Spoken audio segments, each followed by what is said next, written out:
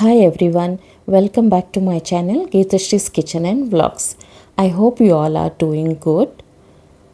ನಾನಿವತ್ತು ಇಲ್ಲಿ ಸಾಫ್ಟ್ ಆಗಿರುವ ಮಲ್ಲಿಗೆ ಇಡ್ಲಿಯನ್ನು ಮನೆಯಲ್ಲೇ ಯಾವ ರೀತಿ ಮಾಡ್ತಾ ಇದ್ದೀನಿ ಅನ್ನೋದನ್ನು ನಿಮ್ಮ ಜೊತೆ ಶೇರ್ ಮಾಡ್ತಿದ್ದೀನಿ.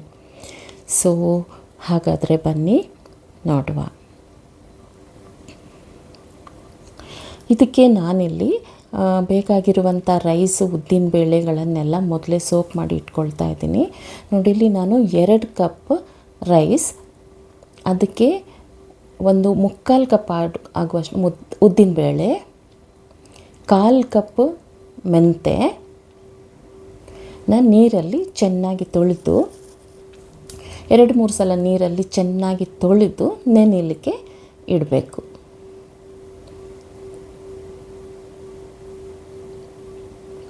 ಇದು ಒಂದು 5 to 6 hours ನೆನೆಯಬೇಕು.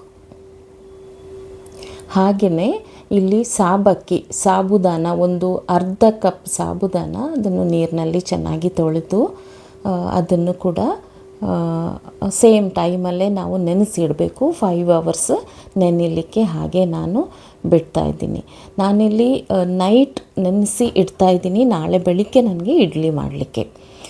ಸೊ 5 hours ನೆನೆಸಿಟ್ಟಾದಮೇಲೆ ನಾವು ಗ್ರೈಂಡ್ ಮಾಡೋದಕ್ಕೆ ಮುಂಚೆ ಒಂದು ಅರ್ಧ ಕಪ್ ಅವಲಕ್ಕಿ, ದಪ್ಪ ಅವಲಕ್ಕಿಯನ್ನು ನೀರಲ್ಲಿ ನೆನೆಸಿ ಇಡ್ತಾಯಿದ್ದೀನಿ. ಒಂದು 15-20 ಮಿನಿಟ್ಸ್ ಆದರೂ ನೆನೆಸಿಟ್ಟರೆ ಸಾಫ್ಟ್ ಆಗುತ್ತೆ ಅದು.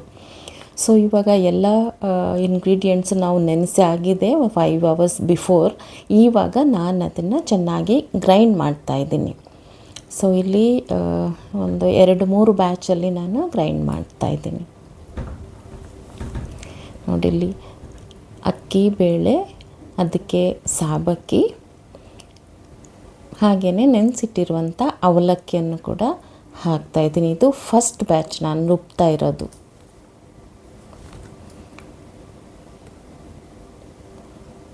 ಇದನ್ನು ನೈಸಾಗಿ ರುಬ್ಬಬೇಕು, ಸ್ವಲ್ಪ ನೀರು ಸೇರಿಸ್ಬಿಟ್ಟು. ನೋಡಿ, ಇವಾಗ ಇದು ಈ ಥರ ನಾನು ರುಬ್ಕೊಂಡು ಬಂದಿದ್ದೀನಿ. ಹಾಗೆಯೇ ಇವಾಗ 2ನೇ ಬ್ಯಾಚು ಅಕ್ಕಿ ಬೇಳೆ, ಸಾಬಕ್ಕಿ ಮತ್ತು ಅವಲಕ್ಕಿ ಕೂಡ ಸೇಮ್ ಮೊದಲು ಯಾವ ಥರ ಹಾಕಿದ್ದೀನಿ ಅದೇ ಥರ ಹಾಕಿ ನಾನು ರುಬ್ತಾ ಇದ್ದೀನಿ.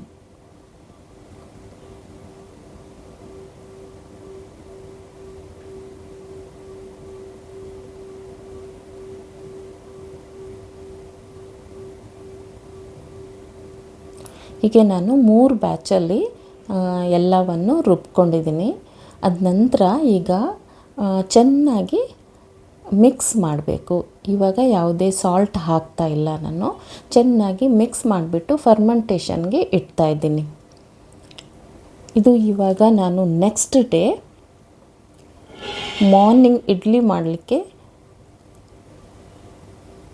ರೆಡಿ ಮಾಡ್ತಾಯಿದ್ದೀನಿ. ಸಾಲ್ಟ್ ಇವಾಗ ಹಾಕ್ತಾಯಿದ್ದೀನಿ. ನೈಟ್ ನಾನು ರುಬ್ಕೊಂಡು ಇಟ್ಟಿದ್ದೆ, ಓವರ್ ನೈಟ್ ಎಲ್ಲ ಫರ್ಮೆಂಟ್ ಆದ ನಂತರ ನಾನು ಬೆಳಿಗ್ಗೆ ಇಡ್ಲಿ ಮಾಡ್ತಾಯಿದ್ದೀನಿ.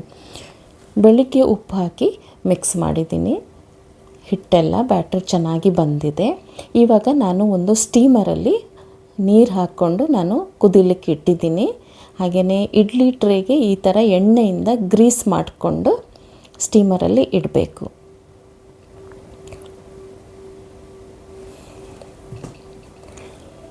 ಆಮೇಲೆ ಇಡ್ಲಿ ಟ್ರೇ ಸ್ವಲ್ಪ ಬಿಸಿ ಆದಾಗ ಇವಾಗ ನೋಡಿ ನಾವು ಈ ಬ್ಯಾಟರನ್ನು ಒಂದೊಂದಾಗಿ ನಿಧಾನಕ್ಕೆ ಪೋರ್ ಮಾಡಬೇಕು.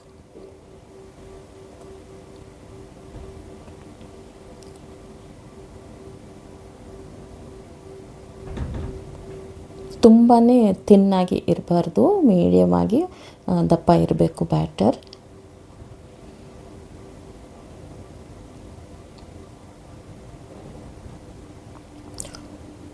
ಈ ಥರ ನೀವು ಈ ವಿಧಾನದಲ್ಲಿ ಮಾಡಿದರೆ ಖಂಡಿತವಾಗಿಯೂ ನಿಮಗೆ ಇಡ್ಲಿ ಫೇಲ್ ಆಗಲಿಕ್ಕೆ ಚಾನ್ಸಸ್ಸೇ ಇಲ್ಲ. ಸಾಫ್ಟಾಗಿರೋ ಇಡ್ಲಿ ಮತ್ತೆ ನೀವು ಮನೆಯಲ್ಲಿ ಖಂಡಿತ ಮಾಡ್ತೀರಾ. ಸೊ ಇವಾಗ 1 ಟ್ರೇ ಆಯಿತು ಕಂಪ್ಲೀಟ್. ನಾನು 2ನೇ ಟ್ರೇಗೆ ಮತ್ತೆ ಆಯಿಲ್ ಗ್ರೀಸ್ ಮಾಡಿಕೊಂಡು ಇಲ್ಲಿ ಸ್ಟೀಮರಲ್ಲಿ ಇಟ್ಟು ಎಲ್ಲದರಲ್ಲೂ ಮೋಲ್ಡಲ್ಲಿನೂ ನಾನು ಫುಲ್ ಬ್ಯಾಟರ್ ಹಾಕಿಟ್ಟಿದ್ದೀನಿ. ಇವಾಗ ನಾವು ಮುಚ್ಚಿಡುವ ಫ್ಲೇಮ್ ಹೈಯಲ್ಲಿ ಒಂದು 20 ನಿಮಿಷ ನಾವು ಹೈ ಫ್ಲೇಮಲ್ಲಿ ನಾವು ಬೇಯಿಸಬೇಕು. ಇವಾಗ 20 ನಿಮಿಷ ಆದ ನಂತರ ನಾನಿಲ್ಲಿ ನೋಡ್ತಾ ಇದ್ದೀನಿ ಬೆಂದಿದೆ ಅಂತ. ಒಂದು ಚಾಕು ಹಾಕಿ ನೋಡಿದರೆ ಆ ಚಾಕುನಲ್ಲಿ ಬ್ಯಾಟರ್ ಏನು ಅಂಟ್ಕೊಳ್ಳಲ್ಲ, ಅಂದರೆ ಅದು ಬೆಂದಿದೆ ಅಂತ ಅರ್ಥ. ಇವಾಗ ತೆಗಿಯೋಣ. ತುಂಬ ಬಿಸಿ ಇದೆ, ಕೇರ್ಫುಲ್ಲಾಗಿ ತೆಗಿಬೇಕು. ಅದು ಈಚೆ ಇಟ್ಟು ಈ ಇಡ್ಲಿ ಮೋಲ್ಡ್ ಒಂದು 10 ನಿಮಿಷ ನಾವು ಹಾಗೆ ಆರಲಿಕ್ಕೆ ಬಿಡಬೇಕು. ಬಿಸಿ ಇರುವಾಗ ತೆಗೆದ್ರೆ ಸರಿಯಾಗಿ ಬರಲ್ಲ. ಇವಾಗ ನೋಡಿ 10 ನಿಮಿಷ ಆದ ನಂತರ ನಾನು ಒಂದು ಚಾಕುವಿನ ಸಹಾಯ ಅಥವಾ ಸ್ಪೂನ್ ಸಹಾಯದಿಂದ ತೆಗಿಬೋದು. ನಾನು ಚಾಕುವಿನ ಸಹಾಯದಿಂದ ತೆಗಿತಾ ಇದ್ದೀನಿ. ನೋಡಿ ಎಷ್ಟು ಚೆನ್ನಾಗಿ ಬರ್ತಿದೆ, ಎಲ್ಲಿನೂ ಸ್ವಲ್ಪನೂ ಅಂಟ್ಕೊಂಡಿಲ್ಲ, ಚೆನ್ನಾಗಿ ಬಂದಿದೆ. ಇವಾಗ ನೋಡಿ ಮಲ್ಲಿಗೆ ಇಡ್ಲಿ ರೆಡಿಯಾಗಿದೆ. ನಾನು ಚಟ್ನಿ ಜೊತೆ ಸರ್ವ್ ಮಾಡ್ತಾಯಿದ್ದೀನಿ ಇಲ್ಲಿ. ನಿಮ್ಮ ಮನೆಯಲ್ಲಿ ಕೂಡ ಮಾಡಿ ನನಗೆ ಕಮೆಂಟ್ ಮಾಡಿ ತಿಳಿಸಿ ಯಾವ ಥರ ಬಂದಿದೆ ಅಂತ. Okay, thanks for watching and please like, share and comment. ಮತ್ತೆ